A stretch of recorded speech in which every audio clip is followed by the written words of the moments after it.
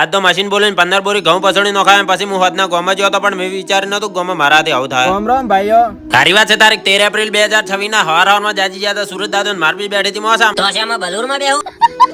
હેડ માર દોજવાડા દવાખાને જાવું છે આ દુકાન માર બેને દાવાનું તું દવાખાને ધોજવાડ પણ આ હોવરું તો મારા પહેલા તૈયાર થઈ ગયું તું. કામીને બોલે જાતા રહો હેડા તો દોજવાડે 500 રૂપિયાનો ખર્ચો કરાવો. बड़ा हरामी हो बेटा। ઘાવગામાં રેજબડી લઈને હું છોટું માર ભાઈ અમે ત્રણે રવાના થઈ જઈએ ધોજવાડા હારું ધોજવાડા પછી તો પહેલા દવા કરીને છે દવા કરીને તો અમાર છોટું બધા ગણેશભાઈ દુકાનની થોડો ચેક નાસ્તો લીધો ને લગભગ દવા જે થઈ જાય ઘર બાજુ રહો ને ઘાવગા ઘેર પહોંચી જાય એટલે વારમાં મારા રાજીભાઈ આવ્યા એટલે બાતો બેસી જાય કોરી મોરી ડેટા ટ્રાન્સફર કરવા અને કોઈ પણ વાતને વાયરલ કરવા બદલે આ ટીમનો મોટો હાથ હોય છે જેમ કે 10G ની સ્પીડ થી વાયરલ થાય છે ને અમે પાછું રિચાર્જ વગર ભાડા પર વાજે ખેડાથી રાહુલભાઈ ની પત્રિકા આલવા આવ્યા હતા થોડી વારમાં ખાવા બની ગયું એટલે 2 મોટા ખાવા ખાઈ તો એટલી વારમાં 1 વાગે લાઈટ આવી જતી ફટાફટ મોટર ચાલુ કરીને તો ફુવારા ચાલુ કરીને લગભગ 3:30 વાગે હરકટી એન્ટ્રી કરીને છે ને એટલી વારમાં દિનેશભાઈ નું ટ્રેક્ટર અલ્પેશભાઈ લઈને આવી ગયા હતા જેમ કે અમારે પસુણવાના હતા ઘઉં થોડી વારમાં ઘાવગા ઘઉં સાફ કરવાનું ચાલુ કરીને છે તમારે આવા સાફ કરાવવા હોય તો ઘાવગા દિનેશભાઈ નો કોન્ટેક્ટ કરી નાખો સ્ક્રીન ઉપર નંબર મળી જાય લગભગ 15 બોરી ઘઉં સાફ કરતો જે હોદના હાથ વાજી ગયા હતા બરોબર ના ઓટા આવી રહ્યા હતા થાક ઉતારવા બદલે મને હરકટી પહોંચી ગયા ગામમાં પકોડી ખાવા ગામમાં મારા હાથે શું થયું કે અમે જતા પકોડી ખાવા પણ અમે જાતા પકોડી થઈ રહી એટલે ઉતરેલી કાઢી જેવું મોઢું લઈને અમે પહોંચી અંકેશભાઈ દુકાન ખાઈ લીધું પોસવાળું પડી ગયું. બોલો જય શ્રી સીતારામ.